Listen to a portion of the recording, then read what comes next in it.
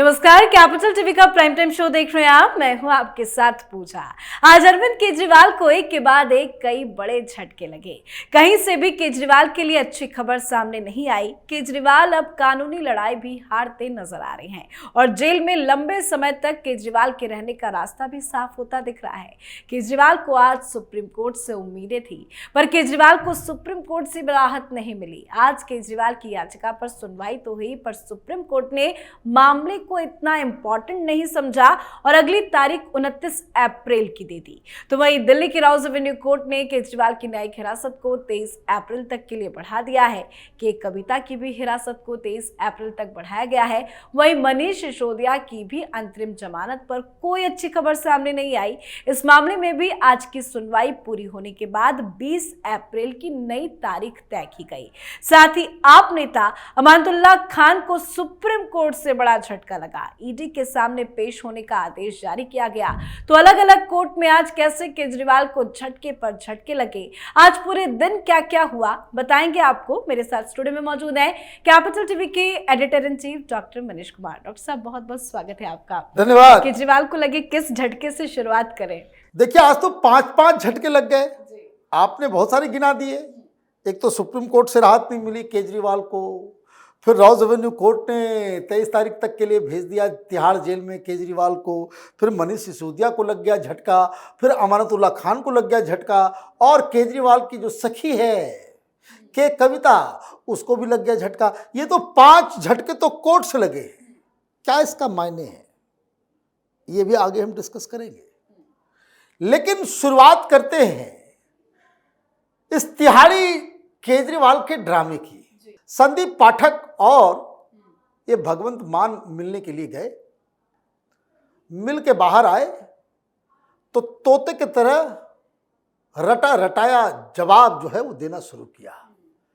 क्या हमने पूछा क्या हालचाल है, आपकी सेहत कैसी है, तो उसने कहा कि हमारी सेहत की चिंता मत करो, मुझे तो दिल्ली की जनता की चिंता है।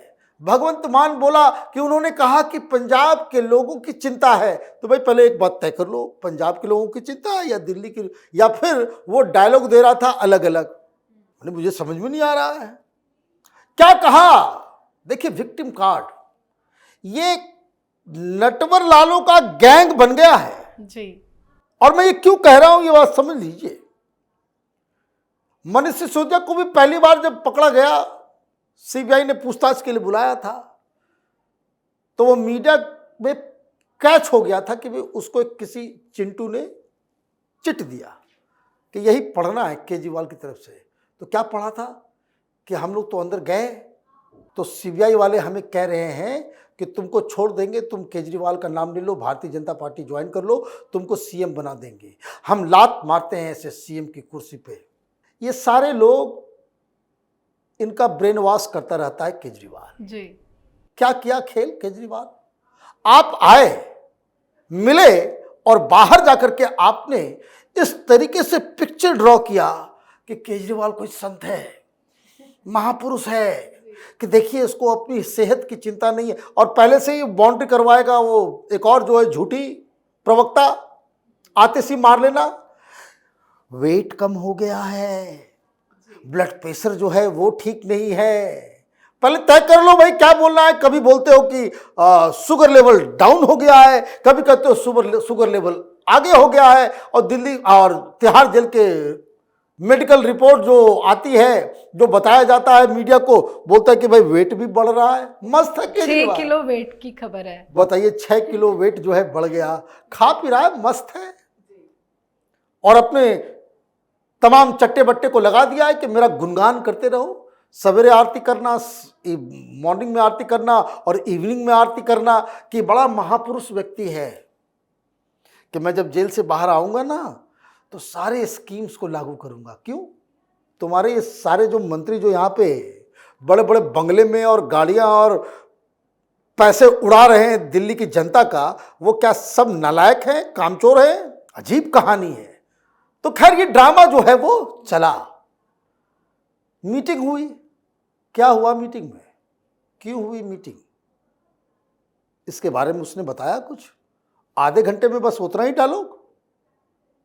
आधे घंटे की मुलाकात हुई, तो ये इन्वेस्टिगेशन करने वाला विषय है। कोई ईव ड्रॉपिंग तो नहीं कर रहा होगा, लेकिन फिर भी ये जानना जरूरी है मीटिंग क्यों हो रही है। 2-3 कारणों से हुई मीटिंग, ये आप समझ लीजिए। नंबर 1, चुनाव प्रचार शुरू होने वाला है, फंड कहां किसको कैसे दिया जाएगा उसकी गुपचुप बातचीत। बिना अरविंद केजरीवाल के आम आदमी पार्टी में एक पैसा इधर से उधर नहीं होता है। तो जो उम्मीदवार खड़े हो रहे हैं वो तो बोल रहे होंगे भाई पैसा दो, भाई प्रचार कैसे करूंगा, कैसे पोस्टर्स बनेंगे, कैसे हम रैली करेंगे, कैसे, उसके लिए तो पैसे चाहिए। पैसे कहां से आएगा? तो ग्रीन सिग्नल तो मिलेगा केजरीवाल से ही। तो दिल्ली का पैसा वैसा खर्च करने का हिसाब किताब संदीप पाठक और पंजाब में भगवंत मान, ये एक कारण है। दूसरा कारण, डांट लगी है कि भगवंत मान ये बताओ तुम्हारे यहां सब लोग रिजाइन क्यों कर रहे हैं, और तुम्हारे तमाम जो सांसद हैं राज्यसभा के वो क्यों नहीं मेरा जयगान कर रहे हैं, आरती वारती क्यों नहीं उतार रहे हैं। ये तो कह रहे हैं कि भाई हम नॉन पॉलिटिकल है, कोई कुछ नहीं कर रहा। हरभजन सिंह ने तो साफ कह दिया कि भाई इसके विरोध में खड़े हो गए, उसने कह दिया शट अप, नो। कौन है? केजरीवाल। लेकिन आज भगवंत मान इतने इमोशनल क्यों नजर आ रहे थे? भाई वो एक्टर है, पहले यही रोना धोना हंसना इसी की तो कमाई खाता था वो तो भाई वो एक्टर बाय प्रोफेशन है, और बाकी लोगों को केजरीवाल ने एक्टर बना दिया है। यही तो कहानी है। अकेले उसको प्रेस कॉन्फ्रेंस करने दिया गया नहीं, क्यों? बगल में संदीप पाठक खड़ा है और संदीप पाठक गौर से देख रहा है कि क्या क्या बोल रहा है, जो जो अंदर बोला गया है बोल रहा है या नहीं बोल रहा है, कहीं इधर से उधर गया है कि नहीं। अब कोर्ट पे आते हैं।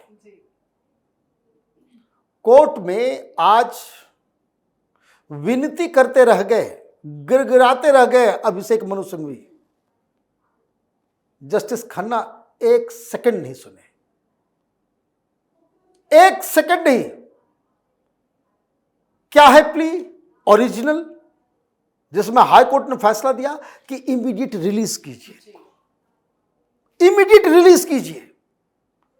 ये गिरफ्तारी इलीगल है, समन इलीगल है। ये मॉडल कोड ऑफ कंडक्ट के दौरान जो है इनको गिरफ्तारी की गई है, इनको प्रचार से रोकना यही मेन कारण है। अभी इमीडिएटली रिलीज कीजिए। ये लेवल प्लेइंग फील्ड नहीं है। दिल्ली हाई कोर्ट का ऑर्डर आ गया कि तो चोर है, ये घोटालेबाज है, इसने घोटाला किया है और ये शुरू से लेकर के अंत तक इसमें शामिल रहा है। यही तो लब्ब लुभाव है उनके जजमेंट का। आप जजमेंट लेकर के जाते हैं तो एक तो 3-4 दिन लग गया उसको सुनवाई में। आप पहले भी चाह रहे थे कि जल्दी से सुनवाई हो, और जैसे ही आपको बोलने का मौका दिया गया आप शुरू हो गए वही पुराना डायलॉग कि I want to reveal something that will shock the conscience of the court.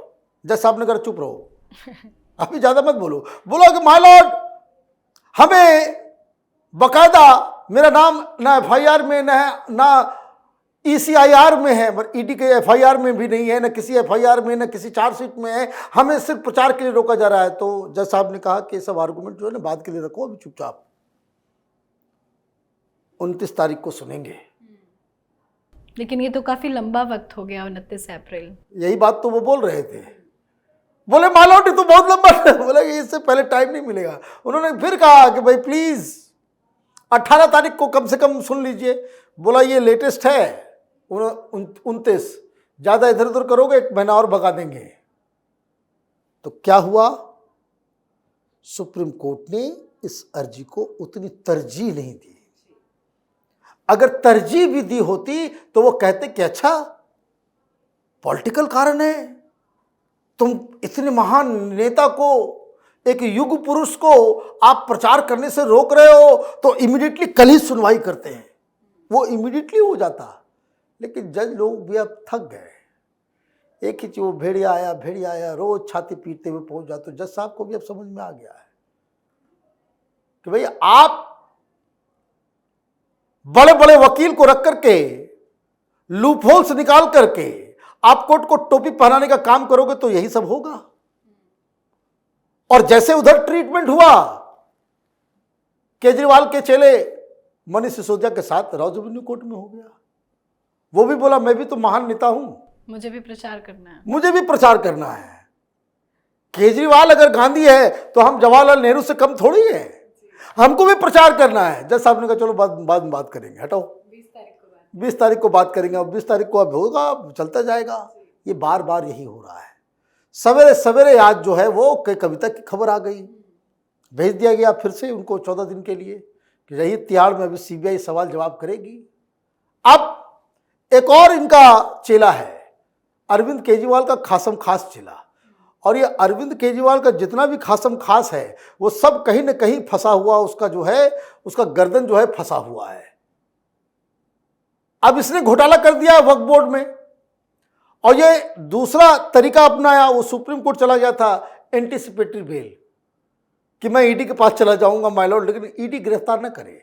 Court ने कहा कि नहीं, तुम्हारे खिलाफ अगर दस्तावेज है, सबूत है, तो ईडी अपना काम करेगी, गिरफ्तार करने का उनका मन होगा तो वो गिरफ्तार करेगी, तुमको कोई रिलीफ नहीं दी जाएगी। लीजिए। और बचा खुचा 2 बजे जो है वो आखिरी फैसला, वो फैसला आना था राउज एवेन्यू कोर्ट से, तो उनको और 14 दिन के लिए केजरीवाल को। तो ये सारी चीजें क्या बता रही हैं? आज एक दिन में 5-5 झटके लगे। ये बेशर्मों की तरह ये कह रहा है प्रेस कॉन्फ्रेंस करके कि भैया सरकार जेल से ही चलेगी, केजरीवाल इस्तीफा नहीं देंगे, केजरीवाल इस्तीफा नहीं देंगे। और एक जो है कंडीशनल बेल जिसके ऊपर ईडी ने अपोज नहीं किया, ईडी ने कहा कि नहीं हमको कोई अपोजिशन नहीं है, आप दे दीजिए इनको बेल, जब हमको जरूरत होगी हम फिर से उसको गिरफ्तार कर लेंगे।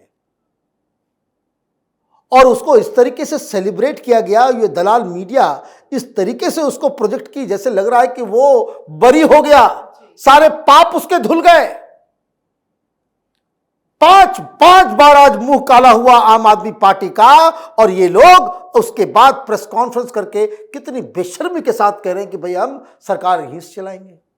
तो अभी देखते जाइए आगे आगे क्या होगा, क्योंकि कोर्ट का रवैया जो है वो अब आम आदमी पार्टी के बिल्कुल खिलाफ होता चला जा रहा है।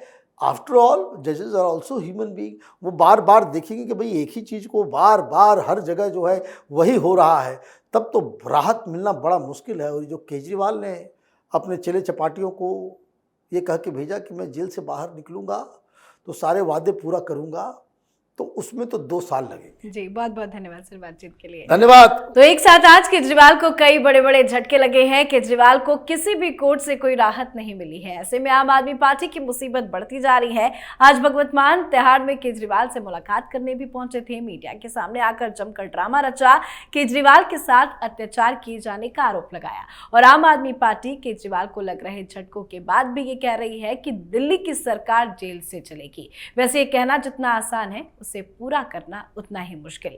इस पर आप अपनी राय कमेंट कर लिखें। देखते रहिए कैपिटल टीवी। नमस्कार।